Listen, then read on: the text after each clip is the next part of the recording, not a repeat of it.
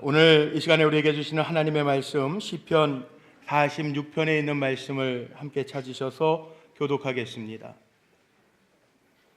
구약성경 836쪽 시편 46편 1절로 11절에 있는 말씀 찾으셔서 교독합니다.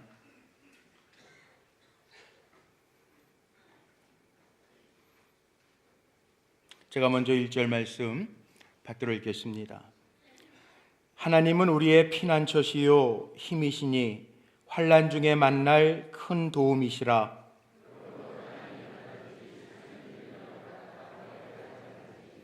바닷물이 솟아나고 뛰놀든지 그것이 넘침으로 산이 흔들릴지라도 우리는 두려워하지 아니하리로다.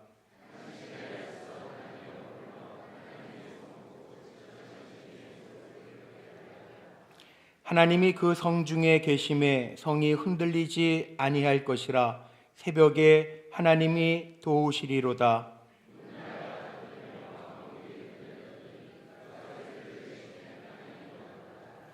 만군의 여호와께서 우리와 함께 하시니 야곱의 하나님은 우리의 피난처시로다.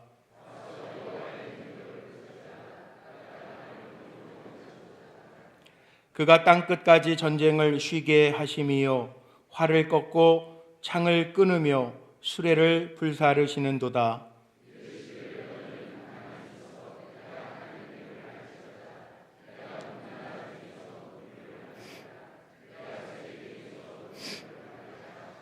합독합니다.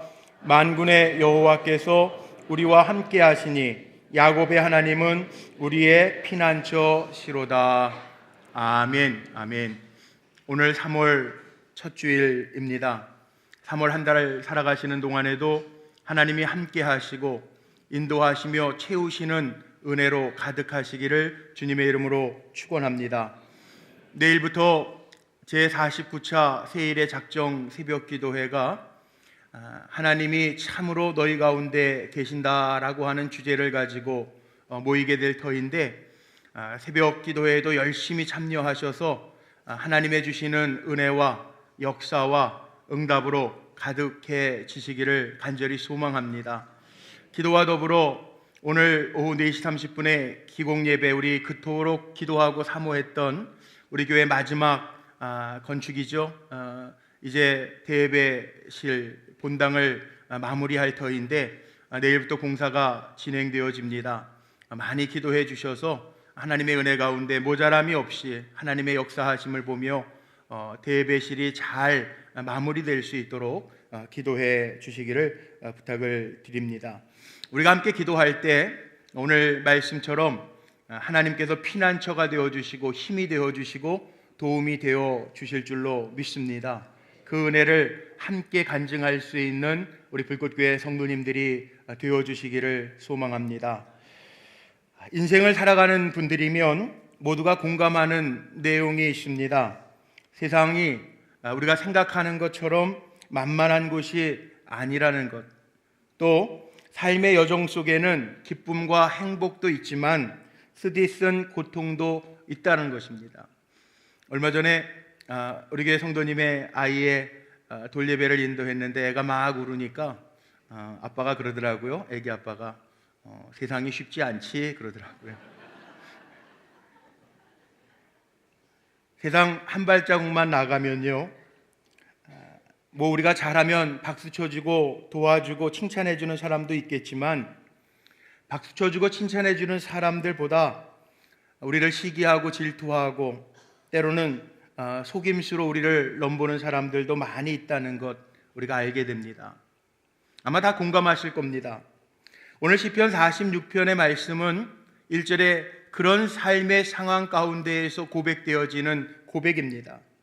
이런 인생을 살면서도 험하고 쓴 고통의 위기, 또 사람들의 위협 속에서 살아가면서도 이런 인생 가운데에도 내면의 평화와 기쁨을 가지고 있는 사람들이 있습니다. 그들이 누군가 하면 바로 하나님을 예배하고 찬양하는 사람들입니다. 오늘 이 예배 가운데, 찬양 가운데 우리 성도님들에게도 이런 은혜가 가득하시기를 주의 이름으로 축복합니다. 하나님을 진실로 믿는 사람은 세상 한복판 가운데에서도 이렇게 고백할 수 있어야 됩니다. 우리 1절 말씀 같이 한번 고백해 볼까요? 화면 참고하셔서 입술로 고백합니다. 하나님은 우리의 피난처시요 힘이시니 환난 중에 만날 큰 도움이시라. 아멘. 이게 믿음입니다. 하나님이 이 험한 세상 가운데 우리의 피난처가 되시고 내 힘으로 할 수 없지만 하나님이 나의 힘이 되어주시고 내가 넘을 수 없지만 하나님이 내 삶에 큰 도움이 되어주신다라고 하는 고백, 이것이 믿음입니다.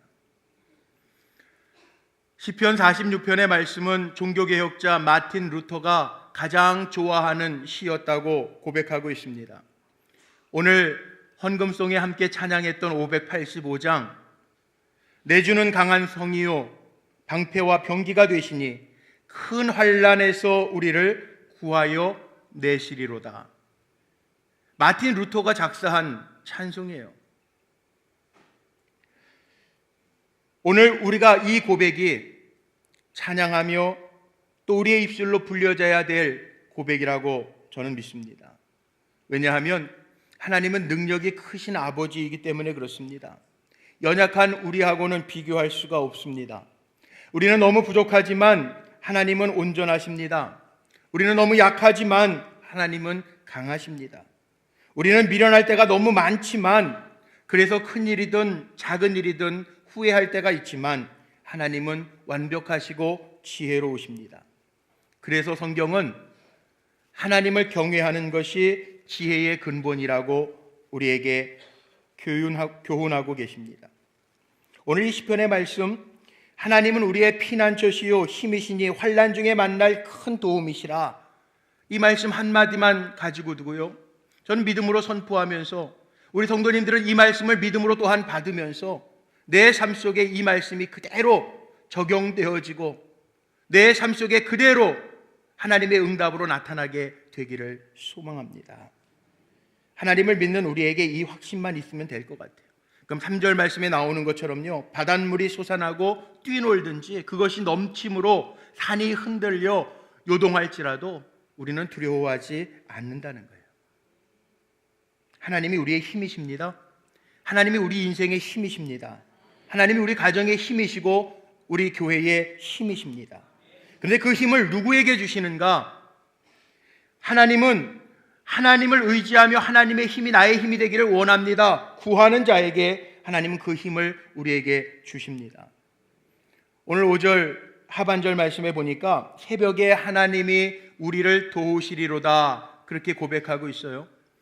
우리 새벽 예배 전에 앞에 화면에 보여드리는 화면 가장 첫 화면이 이 말씀이죠. 시편 46편 5절 말씀, 새벽에 하나님이 도우시리로다. 새번역 성경으로 보니까 더 재밌는 표현으로 동틀녘에 하나님이 우리를 도와주신다, 이 말씀이에요. 하나님이 하필이면 왜 새벽에 동틀녘에 우리를 도와주실까요? 이 새벽이라고 하는 단어에 여러 가지 의미가 있습니다. 새벽은 요즘에 현대인들의 삶의 문화는 이 밤문화여서 자정 늦게까지 전부 다 바쁩니다. 분주합니다. 아이들도 학원 갔다 와서 자정 넘게 잠듭니다. 그런데 하루를 살면요, 에너지가 저녁 되면 다 소진되게 되어 있어요. 새로운 에너지는 우리가 깊은 의인에게 허락하시는 단잠을 자고 나서 아침에 새로이 얻게 되는데, 새로운 첫날 첫 시간에 하나님께 드리는 신앙의 고백일 뿐더러 우리에게 하루가 주어졌을 때 이 시간이 하나님에 의해서 거룩해지지 않는다면 우리는 또 다른 헛된 시간들을 보낼 수밖에 없기 때문에 그렇습니다. 하나님 편에서도 부르짖는 백성에게 지체하지 아니하시고 가장 이른 시간에 도와주신다라고 하는, 하나님의 손을 펼쳐주신다라고 하는 의미가 있습니다. 새벽이라고 하는 단어는 정말 저에게 큰 의미가 있습니다. 평안의 시간이기도 하고 은혜의 시간이기도 하고 세상에 저항할 힘을 얻는, 하늘의 지혜를 얻는 시간이기도 합니다. 특별히 불꽃교회를 섬기면서도 새벽의 의미와 경험과 간증이 제게 있습니다. 새벽 시간은 영적인 만나를 거두는 훈련이었고 축복의 원천이었습니다. 주일날 아침에 예배 인도하러 나오기 전에 아침 식사를 간단하게 하면서 아침 뉴스를 보기 전에요, 6시 반쯤부터 MBC 방송에서 그땐 그랬지라는 프로그램이 있어요. 21년 전서부터 우리 불꽃교회 부목사로 섬겼는데 그땐 그랬지, 그거 보면서 생각나는 순간이, 그때 무지개 마을, 저 분당 남쪽의 제일 끝에 무지개 마을 주공아파트에 살았는데, 그때 우리 부목사님들이 다 봉고차 한 대씩 가지고 새벽에 운행하면서 교회에 모이는 거예요. 그때 같이 새벽에 타시던 우리 할머니 권사님이 우리 맨 앞에 여기 계신 우리 노기옥 권사님 신혼아파트 사실 때 같이 제가 모시고 다녔고, 지금 천국 가셨는데 원종성 권사님, 윤우랑 권사님, 황성숙 권사님 다 천국 가신 우리 할머니 권사님들이세요. 그분들을 모시고 새벽을 다녔습니다. 제 신방의 최고 기록이 하루에 14가정을 한 적이 있어요. 근데 그렇게 하고 나서 밤에 자면 새벽에 정말 힘들 때가 있습니다. 그래도 시계를 3개씩을 맞춰놓고 늘 잠자리에 듭니다. 왜 그러냐 하면 제가 실수해서 새벽에 못 나가면 추위에 떠시는 권사님들이 있기 때문에 그래요. 제가 지금까지 이렇게 목회하면서 지금 이 자리에서 은혜 가운데 목회할 수 있는 것도, 다른 분들은 모르겠는데 저는 그렇게 고백해요. 새벽에 우리 할머니 권사님들 모시면서 다니면서 저에게도 은혜였지만, 그 기도 많이 하는, 그때 우리 교회에서 제일 연세 많으시고 기도 많이 하시던 권사님들이신데, 그 권사님들의 기도 때문에 지금의 제가 있는 거 아닌가라는 제 고백과 간증이 있습니다. 80년대 초반에 가수 이용 씨가 오빠 부대의 원조라고 그러는데, 저에게는 우리 할머니 부대가 있었어요. 그래서 새벽에 다니면서 우리 할머니 권사님들이 저에게 꼭 기도 부탁하시는, 우리 노기옥 권사님도 여기 계시니까 증인이신데, 할머니 권사님들이 기도 부탁하시는 게 다른 게 아니에요. 목사님, 나 이렇게 맨날 새벽 기도하다가 하나님 부르시면 그날까지 새벽 기도하고 천국 가게 해달라고 기도해달라는 거예요. 전 그 20대 후반 30대 초반에 그 말씀하실 때 권사님 무슨 말씀이시냐고 막 그랬는데, 지금 생각해보니까 그 의미가 조금씩은 알 수 있을 것 같아요. 비가 오는 날이면 우리 할머니 연세 많으신 권사님들이라 아파트 이렇게 문 앞까지 가서 내려다 드리고 바래다 드리고, 또 그 권사님들이 기도해 주셔서 또 그렇게 새벽 훈련을 한 게 훈련이 되어서 지금도 이렇게 새벽을 깨우는 종이 된 것 같아요. 새벽은요, 하나님과 만날 수 있는, 세상에 방해받지 아니하는 가장 좋은 시간이더라고요. 이민 목회할 때에도 2002년 3월 21일 목요일이었는데 그때 캐나다에 도착을 했습니다. 영하 15도였습니다. 이민 목회를 시작하는데 참 하나님 재미있으세요. 그 3월 24일이 고난주간이었어요. 고난주간서부터 이민 목회를 시작했어요. 부활절 지나자마자 4월 1일 첫날부터 새벽 기도회를 시작했습니다. 이민 목회할 때에는 목회자가 저 혼자밖에 없기 때문에 새벽을 빠질 수가 없어요. 이민 목회 성도님들이 대부분 3D 업종이라고 그러죠. 어렵고 힘든 일들, 이런 일들 주로 많이 하셔서 컨비니언스 24시간, 또 샌드위치 샵, 이런 새벽에 다 나가서 하시는 일들이에요. 그분들이 새벽에 나오셔서 기도하기 시작하니까 목사가 휴가가 어디 있어요? 휴가를 할 수가 없겠더라고요. 그래서 새벽을 빠지지 않고 새벽 제단을 쌓았어요. 어느 선배 목사님은 저희가 새벽 기도회를 시작하는 걸 보면서 자기도 새벽 기도회를 시작하겠다고, 보통 한인교회들이 다 캐나디언 교회를 빌려서 예배를 드리니까 캐나디언 교회 목사님 만나서요, 보드 미팅 한다고 그 교회 임원들을 만나서 새벽을 더 쓰겠다고 렌트비를 조정하는 일들을 하는데, 그 캐나디언 목사님이 농담 삼아 그러더래요. 정말 매일 5시마다 너희 모여서 예배할 거냐고, 당신이 와서 계속 설교할 거냐고 물어보더래요. 그렇다고 그랬더니 캐네디언 목사가 대답하는 게 농담 삼아 조크 삼아서 이야기한 게 하나님은 그 시간도 주무실 텐데 그러더래요. 근데 정말 그럴까요? 우리가 잘 아는 시편 121편 말씀 있죠? 우리 한번 고백해 볼까요? 하나님 어떤 하나님인가 우리 한번 같이 읽어보죠. 내가 산을 향하여 눈을 들리라. 나의 도움이 어디서 올까? 나의 도움은 천지를 지으신 여호와에게서로다. 여호와께서 너를 실족하지 아니하게 하시며 너를 지키시는 이가 졸지 아니하시리로다. 이스라엘을 지키시는 이는 졸지도 아니하시고 주무시지도 아니하시리로다. 아멘. 기도가 없으면 하나님의 도우심의 역사도 없습니다. 아멘 못하시죠? 기도 안 해도 목사님 여기까지 왔는데요, 여기까지 살았는데요, 그러실 분들 혹 있을 거예요. 기도 안 하고 여기까지 왔다면 기도해 보십시오. 더 큰 역사가 일어날 줄로 믿습니다. 기도가 없어지면요, 기도의 장소도 없어지고 기도하고 싶은 마음도 없어집니다. 예수님 교회를 어떻게 표현해 놓은지 아세요? 마가복음 11장 17절 말씀에 보면 예수님이 주님의 몸된 교회, 내 집은 만민이 기도하는 집이라 칭함을 받으리라 이렇게 선포하셨어요. 기독교 제1세계 영국 유럽들도요, 기도가 식어지니까 기도하는 집, 만민이 기도하는 집들이 없어지기 시작합니다. 지난주에 음악보리 찬양대 헌신 예배를 드렸는데 김윤아 목사님 설교하면서 몇 가지 사진을 보여줬어요. 영국의 예배당들이요, 그 크고 화려한 그 멋있는 예배당들이 바뀌어졌습니다. 사교장으로 바뀌고 술집 바로 바뀌기도 시작하고요, 서커스 공연장으로 바뀌고요, 그리고 아이들이 스케이트보드를 타는 보드장으로 바뀌기도 했습니다.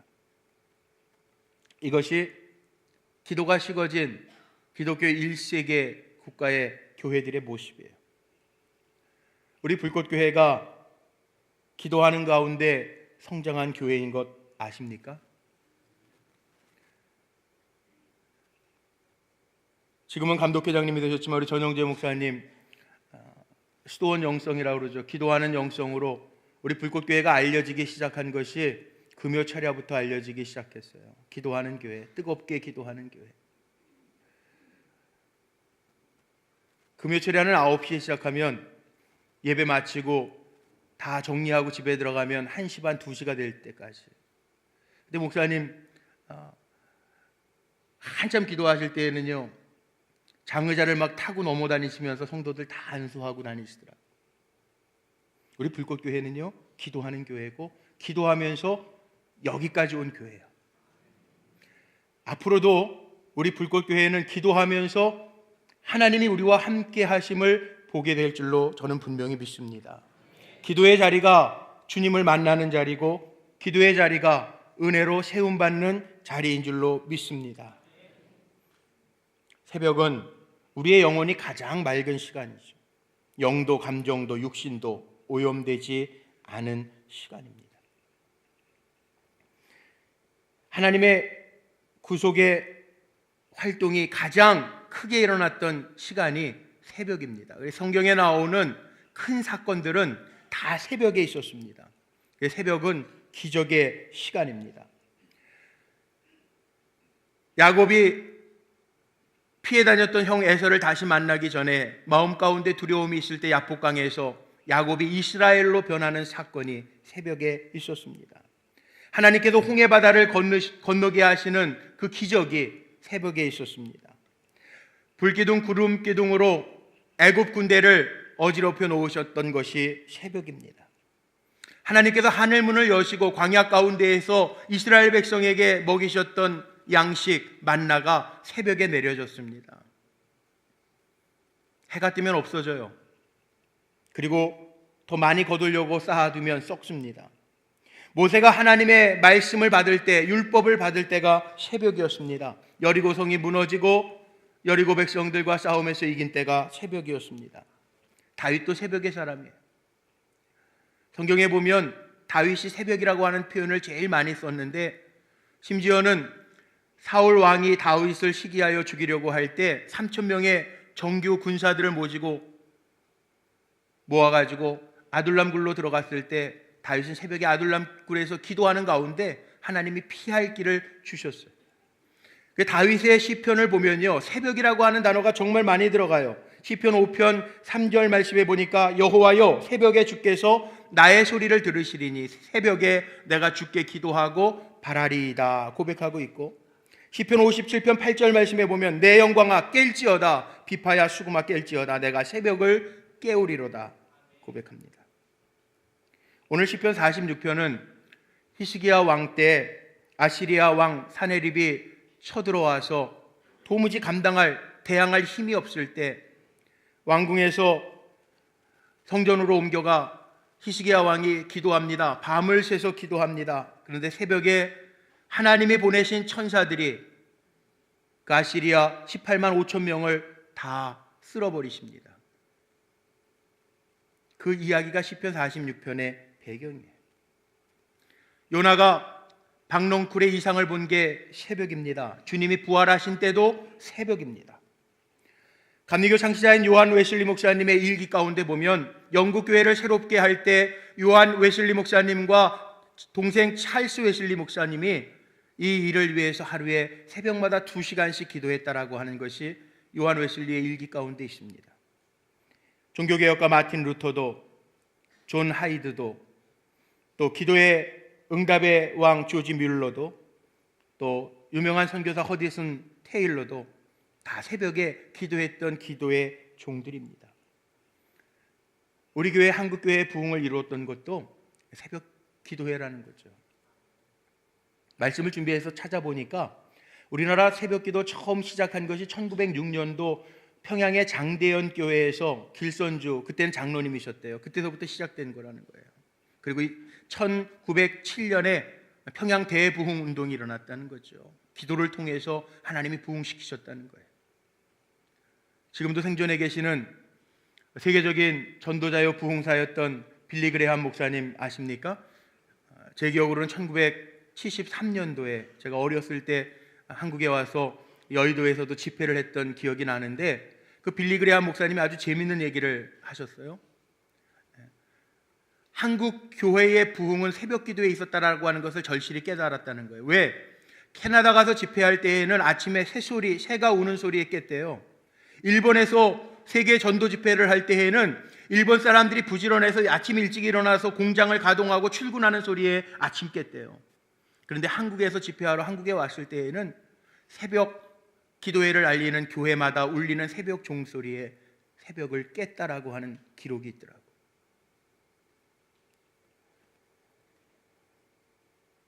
그러면서 빌리 그레함 목사님이 아주 재미있는 말을 하셨는데, 한국 교회가, 한국 민족이 복받은 것은 한국 교회에 새벽 기도가 있었기 때문에 복받았다라고 이야기하더라고요. 전 그 말씀 믿습니다. 새벽에 모여서 기도한다라고 하는 것이 현대인들에게 힘들지 모릅니다. 그러나 분명한 것은 새벽을 깨우며 기도할 때 하나님의 도우심을 힘입었다라고 하는 사실을 기억하시기를 바랍니다.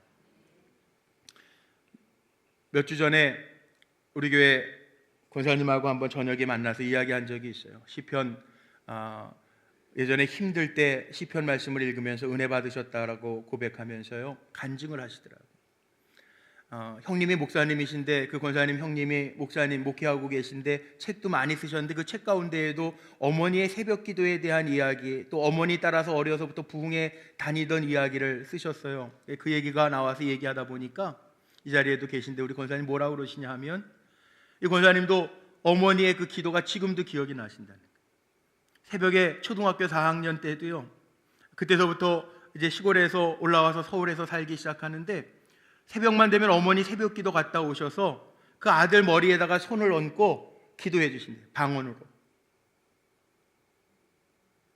이 권사님이 재미있는 게, 여기 계신데 재미있는 게, 어머니가 방언으로 기도하시던 그 첫 대목 방언 기도도 잊지 않고 있더라고요. 에스켄노로 시작하는 그 방언 기도가, 그런데 그 방언 기도 때문에 성장하면서 또 군대도 갔다 오고 또 많은 친구들 사귀면서 남자들이 빠질 수 있는 유혹과 어려움들이 있었지만, 그 어머니의 기도가 눈에 아른거려서 실수하지 아니하고 죄짓지 아니하고 살았다라고 하는 고백을 하시더라고요.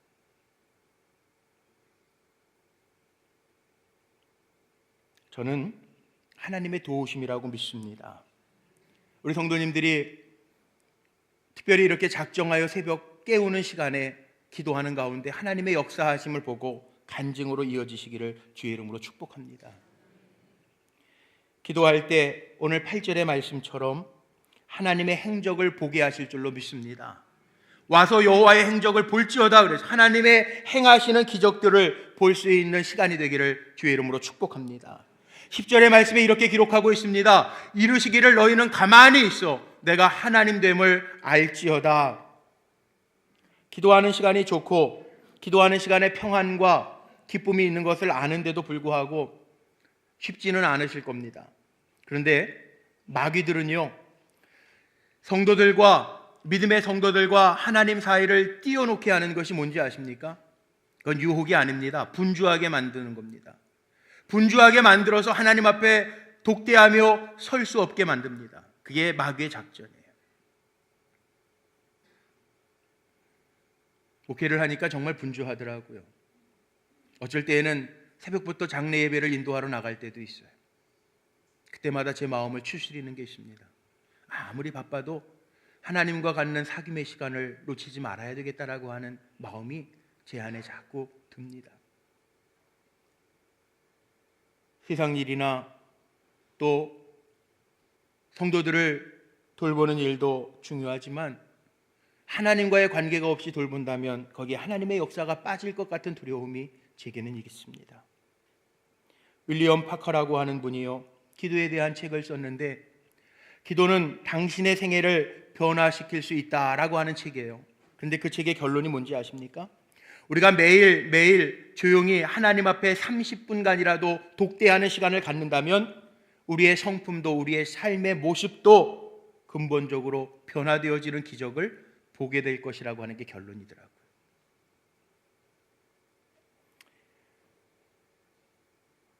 우리의 기도의 응답을 통해서 하나님은 영광을 받으시고 높임을 받으실 줄로 믿습니다.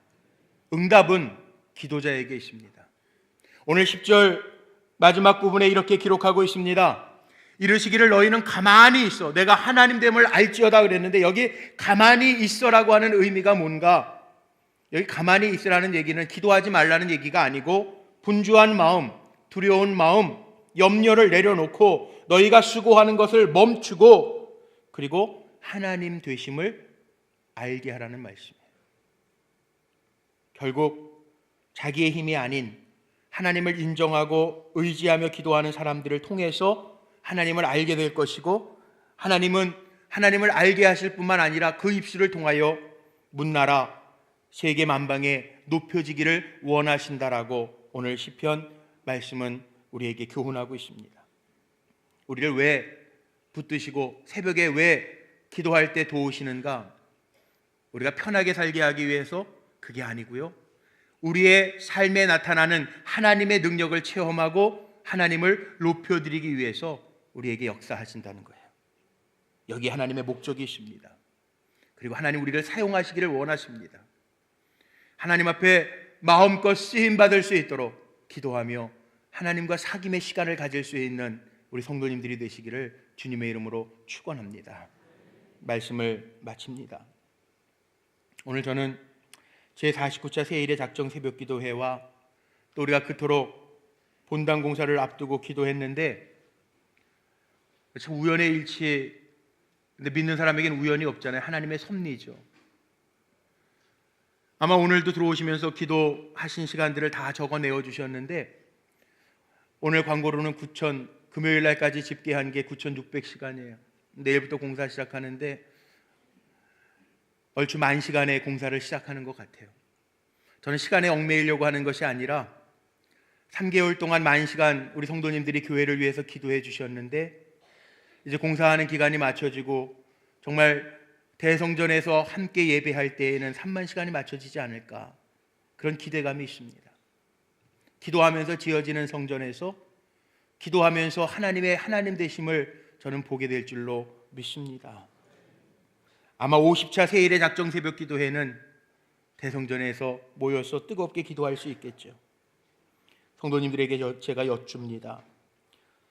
정말 피난처가 되시는 하나님의 보호 그늘 아래 지금 거하고 계십니까? 하나님의 힘이 지금 절실하게 필요하십니까?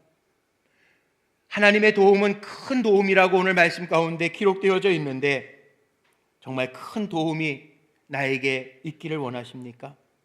그렇다면 문제 때문에 두려워하는 마음 다 내려놓으시고, 분주한 마음 내려놓으시고, 염려하는 마음 내려놓으시고, 수고하는 것을 멈추고 하나님 앞에 독대하면서 기도하면서 하나님의 하나님됨을 알게 되는 귀한 역사를 체험하는 성도님들 되시기를 주의 이름으로 축복합니다.